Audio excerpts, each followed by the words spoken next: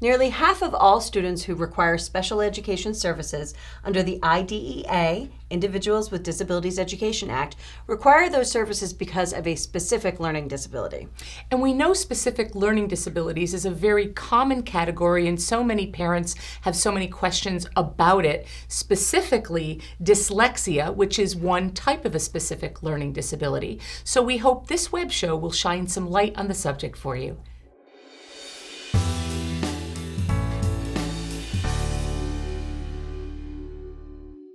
As we've talked about many times here on yourspecialeducationrights.com, there's a difference between a diagnosis and an eligibility category under the IDEA. So a diagnosis by a medical doctor or a psychologist or a neurologist, any person who issues a diagnosis, that does not necessarily mean that the student is eligible for special education services under the IDEA's eligibility categories. So here is the definition of specific learning disability.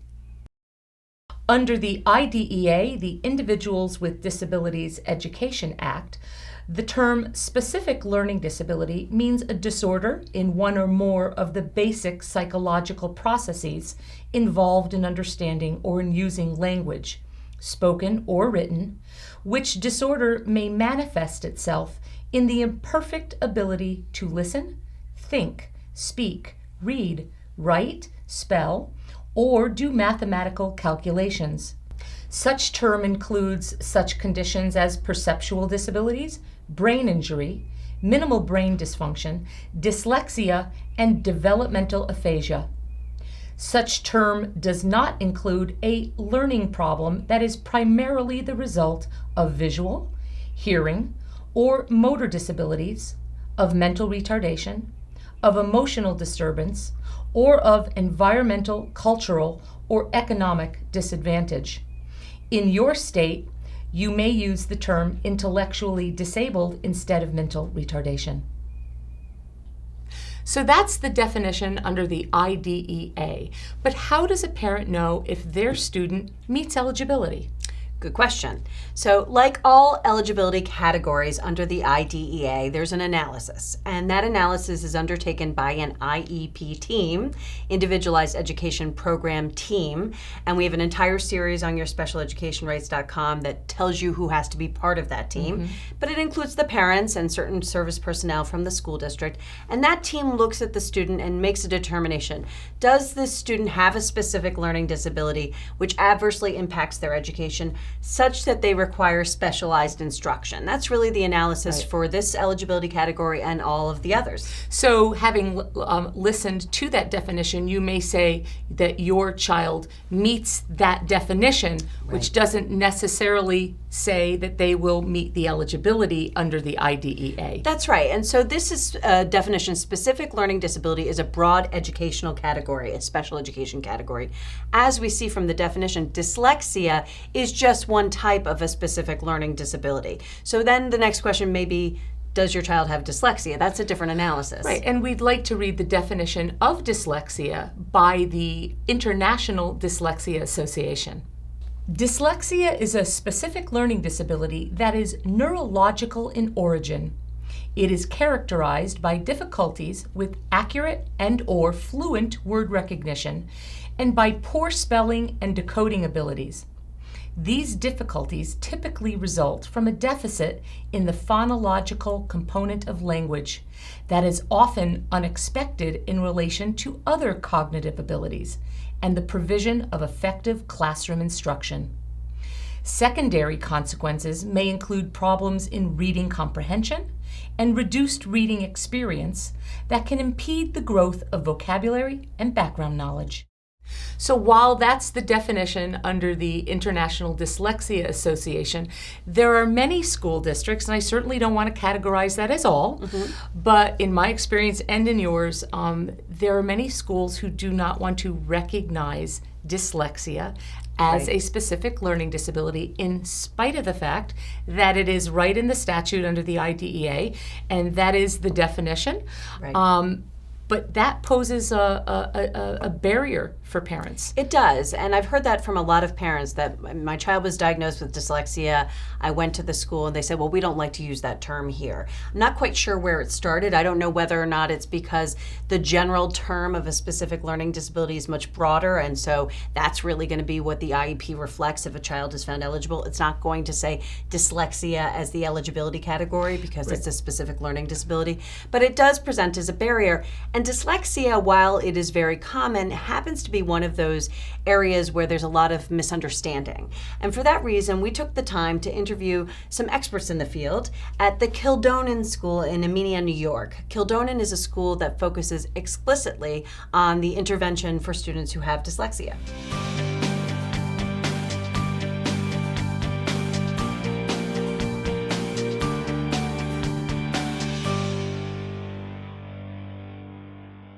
We asked Kildonan, what are some warning signs for a parent that their child might have dyslexia? You know, it depends on the age of the kid. And so a warning sign, say in a first or second grader, would be difficulty with B, D, P, Q reversals, where they may see the word bad on a page and say DAP. Something like that would be a sign. But so many kids, they aren't identified, as you know, until much later. And so many kids are very skilled at hiding it. Or in some cases, for years going into middle school, the student is indicating that there's a difficulty, but it's misinterpreted as poor behavior, laziness, lack of intelligence, what have you, lack of focus. And so if we're talking about a 7th or 8th grader, you know, acting out in class, refusing to participate, those aren't always real behavioral issues. Sometimes it is hiding the difficulty, and that might be a tip-off for a parent or a teacher.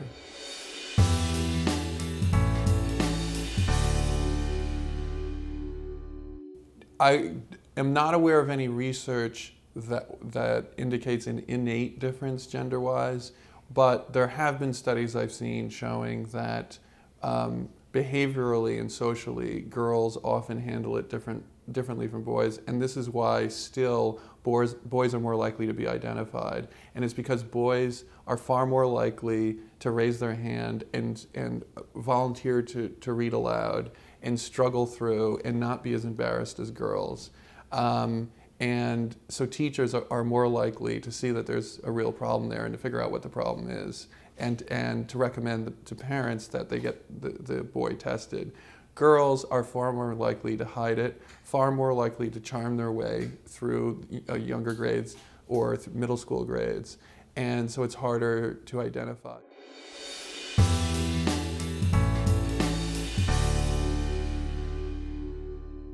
Yeah, it was first, second, even kind of 3rd grade, I was able to slide right on by. And then 4th grade, especially was the worst, because you started doing science and math and doing different subjects, and not reading for fun, but reading materials. That's when it got really tough. And I stood out. Then I was getting pulled out constantly, going to the special room and all of that. And yeah, I was always popular. So with friends-wise, I could just kind of get on. I was good at sports. I was a big kid, so I could play football. I played soccer, so I could get by with all of that.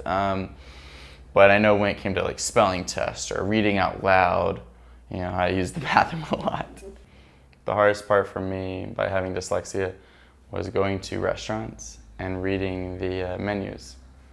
That and then reading my birthday cards were the 2 hardest things. Of course, everything else was very difficult, but for me, reading and spelling was the most difficult. When it came to going out to eat with my friends or family, we'd open up the menu and it's just overwhelming.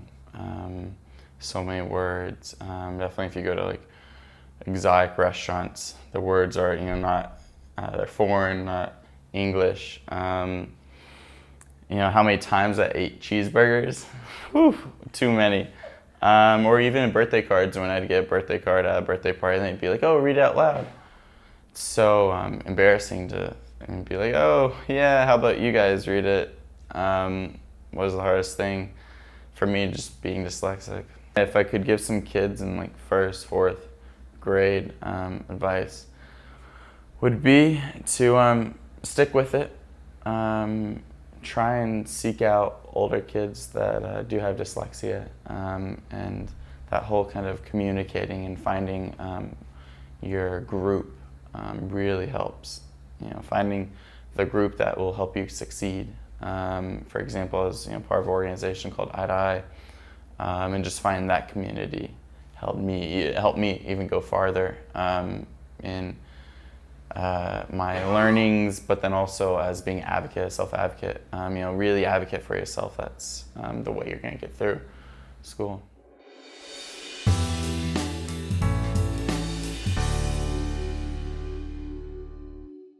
The core of our program is one-on-one tutoring, in which we use the Orton-Gillingham approach.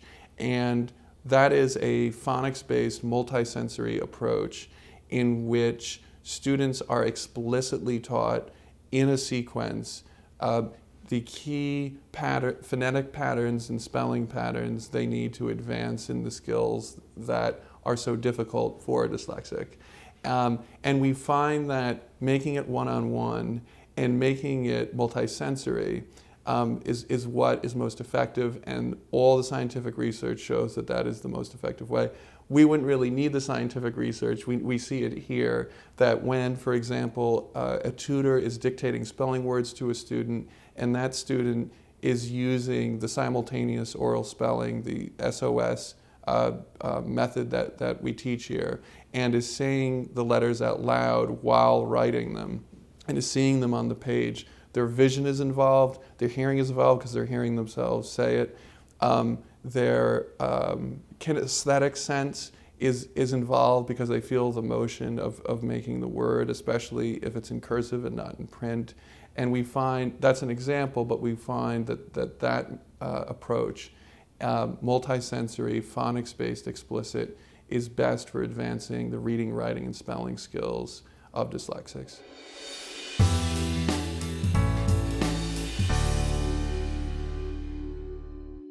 In order to meet the criteria for specific learning disability, including dyslexia, your child, your student, will have to be evaluated and tested in some very specific areas. So we want to have a word about testing. Like all areas of disability, it's so important that you have accurate testing. Julie and I talk about this a lot, because in order to know how to intervene, you need to know what you're dealing with. And so in this particular area, it can be very confusing for parents to understand what the tests mean. And that may mean that you have to go and research what are the types of tests involved in evaluating a specific learning disability. And it can get very confusing, especially because, Julie, over time, the standards have changed. So there used to be a discrepancy model versus not a discrepancy model in the federal special education laws. Now it's pretty much left to the states. So your state may have a particular criteria that it uses in terms of determining eligibility, and the tests themselves can be very confusing. So as an example, you may be looking at the test to figure out whether or not this student has a decoding problem, is actually having a hard time learning how to read, but the school may give you an average score, and that average may be an average of the decoding and the comprehension. All of the subtests. All of the subtests, and you're given an average which may not reflect the actual problem. So let's say you have a student who's in the 4th grade, and their comprehension score is at an 8th grade level because they're a very bright kid, but their decoding is at a kindergarten or 1st grade level, which is far below. If you average those two scores together, you're going to get about a 4th grade composite score or average score. And if you're a parent and you just say 4th grade, you're going to say my child's on grade level without necessarily knowing that you need to ask, what's that decoding score? Right. So let's hear a little bit about this from the experts. So we highly recommend, and we're not the only ones, if we're talking about individual skills-based testing, Woodcock-Johnson word attack test, coupled with the word identification test with Woodcock-Johnson, There's the TWS, test of written spelling, is very helpful. We also find that the GORT, the Gray Oral Reading Test, is extremely useful in parsing out, okay, is this student reading quickly but is getting a lot wrong, and is there a decoding problem there? Because the GORT also has reading comprehension questions attached to it, it's an interesting test to look at. The results are very interesting because you'll find for student X, you may see that they're getting a lot of the words wrong, and if you were to hear them reading the passage out loud, you or I may have no idea what the passage is saying, and yet that kid may get all 5 of the related reading comprehension questions correct somehow, miraculously. And then kid Y may read that passage quite accurately and quite fluently, but be devoting so much of their mental energy to the decoding chore that they're not paying attention to the content of the passage and end up bombing on the reading comprehension questions. So those are the tests we conduct here, and those are the tests we recommend elsewhere.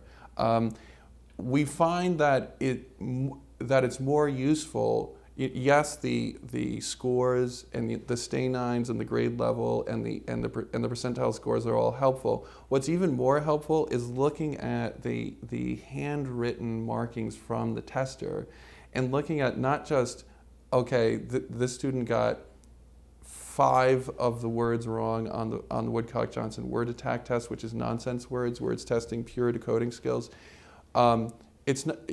Yes, it's great to know how many words that student got wrong. What's even more helpful is to see how he or she got those 5 words wrong. You know, was the student, when getting those words wrong, still applying some correct phonics principles, or were they totally botching it? And so when we're doing testing here, the tutor is able to go and look at the tester's actual handwritten markings to see how a student went about decoding and encoding given words, and we find that's very helpful in setting an educational plan for them.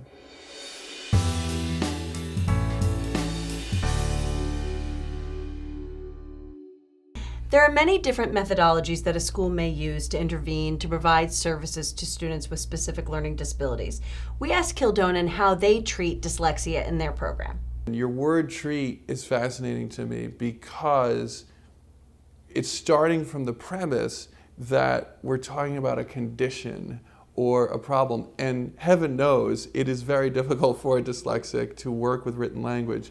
But on one level, it's a somewhat arbitrary difficulty as opposed to other conditions that we talk about.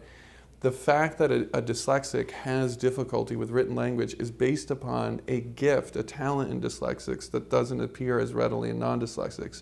So the fact that a dyslexic can look at the two-dimensional visual spatial symbol that is a print B and immediately and readily see how that could be a B, a D, or a Q as well, we call that a disability, right, that needs to be treated. And we do treat it through the one-on-one Orton-Gillingham remediation. But that's also a great talent waiting to be tapped into there. And so what we talk about here is that we're not teaching just half the dyslexic. We're not just treating the difficulty. We're also tapping into the talent that comes with it. The Orton-Gillingham model, which is what Kildonan uses, is a model that has a lot of similar types of methodologies out there. And so we wanted to know how a parent should know whether the particular multisensory approach recommended by their school district will provide the intervention that their child needs. So I think what good examples of that are the Wilson method or PAF or Lindemood-Bell. And the distinction between all of those programs, and those truly are methods and not approaches, is in the fact that they're a program or a method and not an approach. And so with Wilson, which I worked at a school and was trained in Wilson, and Wilson was used at that school for every student. It's very much designed for a group instruction, and all students must master each level in the program before they move on to the next level in the program.